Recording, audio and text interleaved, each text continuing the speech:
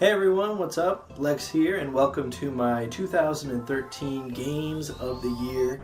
Doing a top 10 here, and 2013 is over with. I want to say that 2013 was the year that I spent the most money on video games that I can remember.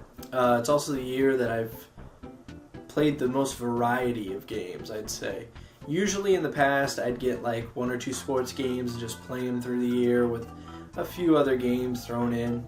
This year I went full board with the 3DS especially, and you'll notice that a lot of these games are 3DS games. Now, the criteria for the list, I had to play it, number one. If I didn't play it, I can't say it's a game of the year.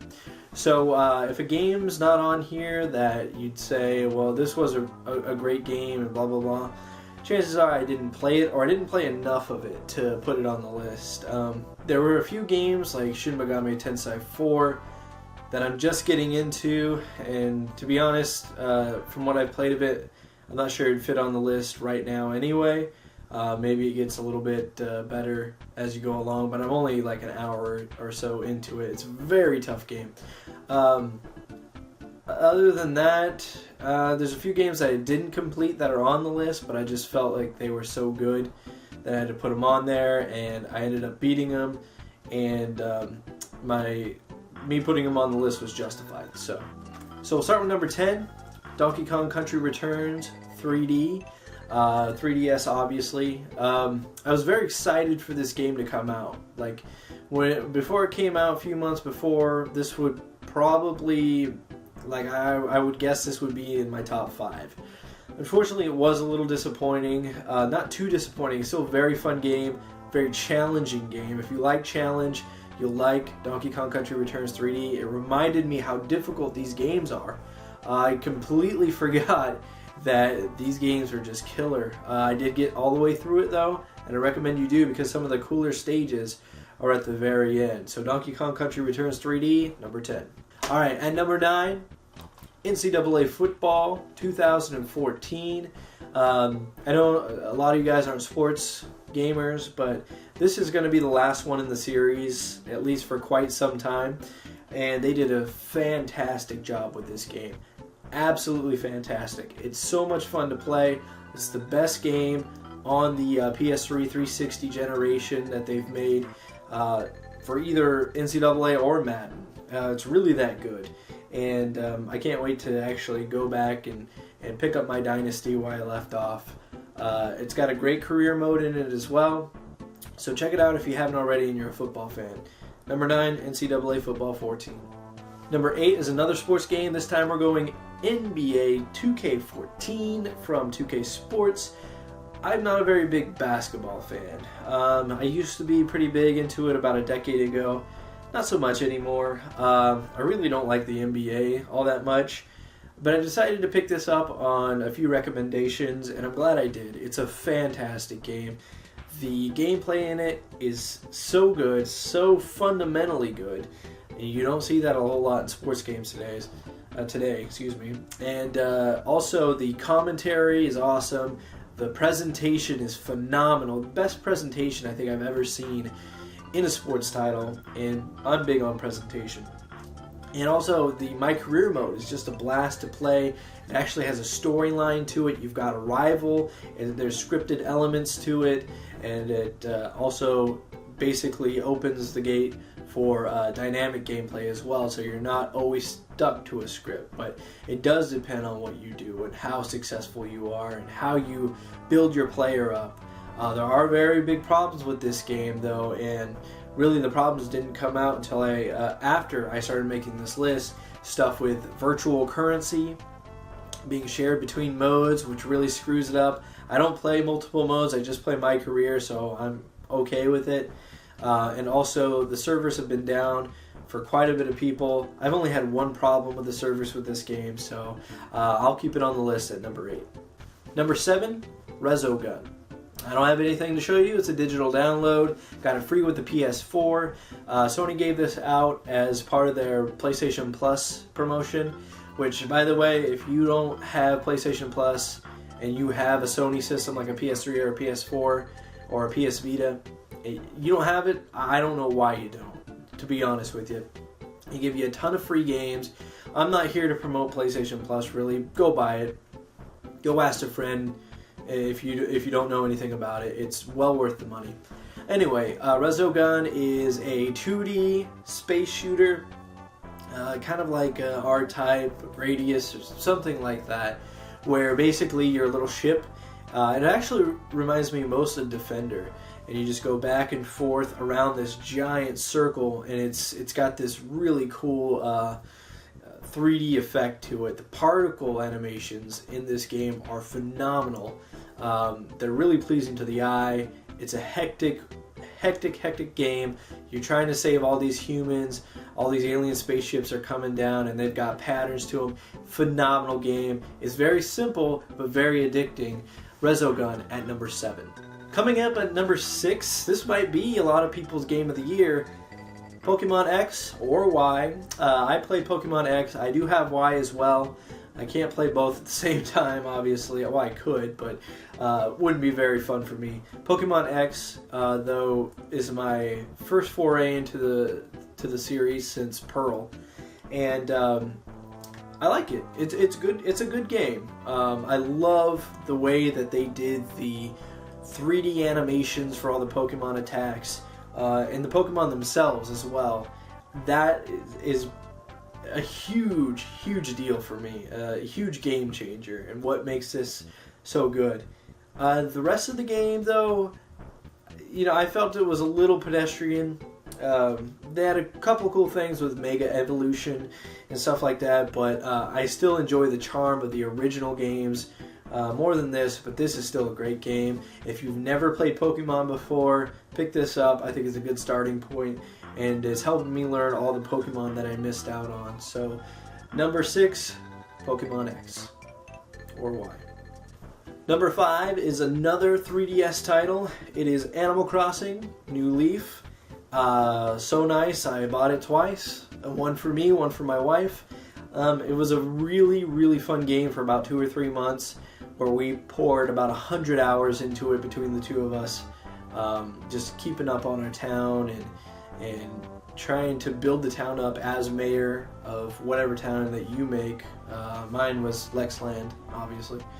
But it's kind of hard to explain to someone if you're trying to sell it to someone. It's not for everyone, but it is a good relaxing game that you can play for an hour and then be done with it for the day, and then you just pop it in the next day for an hour, and so on and so forth. So Animal Crossing New Leaf in at number 5.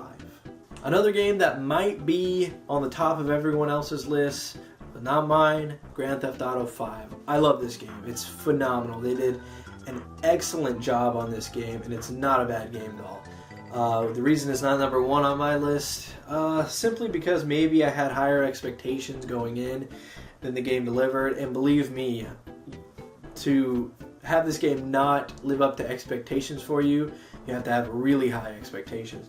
And I think online is kind of, it's been okay.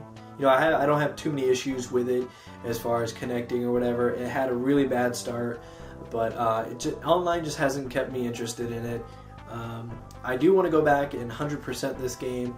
The ending I thought was okay. I was fine with the ending. A lot of people didn't like it, but as far as 100%ing the game, I might go back to it one day.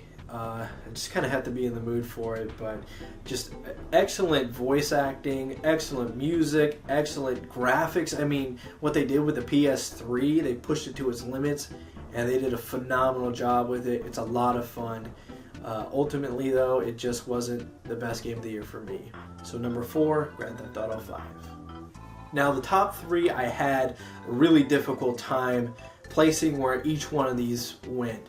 I enjoyed them all immensely, and I think most of you will agree with my top 3. If you didn't agree with anything else on my list, I think the top 3 is justified. And number 3, Legend of Zelda, A Link Between Worlds. So excited for this game. A Link to the Past was my favorite Zelda game before this came out, and I still love the charm of A Link to the Past, but A Link Between Worlds is a phenomenal game. The puzzles in this game, using the the painting aspect of it and pinning yourself to the wall to solve all these puzzles. I mean, there were a lot of puzzles on here that I had to rack my brain for a long time. And you know what? The puzzles ended up being one of those things where you're overthinking it, you know? Just do this, and it worked out. But I love the fact that all the items were available to you from the get-go. You could rent them all. That made me not want to die and lose all my items too, so I was extra careful. And then being able to buy them all later so that you didn't have to go around finding them. That was key. This game is, not only is it beautiful, what they did to make it look more like almost like an Animal Crossing-esque kind of backdrop, I guess. But just the fact that they included all these great puzzles using the older maps, that was the big thing for A Link Between Worlds. It's a great game. If you own a 3DS, you have to play this game. You have to. I love top-down Zelda. I prefer it over 3D Zeldas, and this was just this hit the spot for me. I couldn't have asked for anything more. Legend of Zelda: A Link Between Worlds at number 3. So number 2 is another game that I don't have anything to show you, quite simply because I didn't buy it. I rented it. I rented it from Redbox, and I beat it within 2 days. So, hey Lex, a game you beat in 2 days is your number 2 game of the year? Absolutely, because emotionally I connected with this. The premise was cool, the setting was cool, the art, the voice acting, almost everything about this game was just dead on. The one big thing I didn't like about this game was the swimming mechanics. And let's just get to the game now. At number 2, it's The Last of Us. The Last of Us is just so beautiful. Such a beautiful game. If you don't think that video games are art, just play this game all the way through. It's as good as any movie that's been released recently, at least. Seriously, I don't cry. I'm not a crier, but this game nearly brought me to tears with the connection that the two main characters had, and I appreciated every single aspect of this game, even the ending that a lot of people did not like. I really, really liked the ending. I really liked that they put the main character in that spot, and that he wasn't perfect, and it wasn't a Disney ending, but the two, you know, it's almost like they are destined to be together. And not in a sexual way, of course, that would just be weird, but it's almost that father-daughter relationship. Having that companion and it not being a pain in the ass to drag this companion all the way around with you. They just did a beautiful job with this game. Last of Us, number 2, and well-deserved. Alright, so it's time for the number 1 game of the year. Can you guess what it is? There's still a lot of games I don't have on my list. Honorable mentions, maybe Mario & Luigi Dream Team. I thought I would be talking about it here in the top 10 before I bought it, but unfortunately it's a bit wordy for me. The pacing is not very good, and also it almost feels like a chore to play sometimes. So it's not there. Madden 25 for the PS4 just barely missed the cut as well. I'm having a ton of fun with that, playing it over and over again. But number 1 is a special game. I'd never played a game in this series before. This was my first time playing the series. I fell in love with it, head over heels. Just a fantastic game. The mechanics, the story, all the elements brought together to make something that basically left my jaw hanging. Number 1, Fire Emblem Awakening for the 3DS. I don't understand how this game is getting snubbed by so many other gaming outlets. Not that I'm a gaming outlet. Fire Emblem Awakening is just a magnificent masterpiece. This game, which when I got my 3DS, I had no plans to buy it. I bought it off recommendations, and those recommendations were one of the best that I've ever, at least that advice was some of the best I've ever taken. Strategy RPG might be my new favorite genre. Seriously, I went out and bought the previous game in the series, Fire Emblem Shadow Dragon. Still haven't played it yet, but went out and bought this for a price that I wouldn't buy games for regularly, $25 used. But it was so good that I needed to experience more of this. The permadeath might be my favorite thing in this. The fact that you can lose characters, continue on with the story, and the story be different, or your experience be different every time. The customizable main character that you can build. The companion mechanics in this. Having discussions in the barracks just to build a relationship to improve your attacks on the field, or your defense. I loved it. And the difficulty wasn't too bad, and just beautiful. Absolutely beautiful game. Love Fire Emblem Awakening. If you haven't played it, you need to. Buy a 3DS for this game. It's that damn good. Number 1, Fire Emblem Awakening. So that does it, ladies and gentlemen, my top 10 of 2013. Hopefully you played a lot of these games because they're great games, but I want to know what you think is the top 10 game of the year. You don't have to put all the games, you don't have to put 10 games, but list a few that you thought really deserved to be on the list if they weren't. Even if they were on the list, tell me why. Why did they deserve to be on the list? And I really look forward to hearing what you guys have to say on the matter. Of course, criteria had to be released last year, and you had to have played it. That's all. So thank you very much, guys, for watching. Until next time, see you later.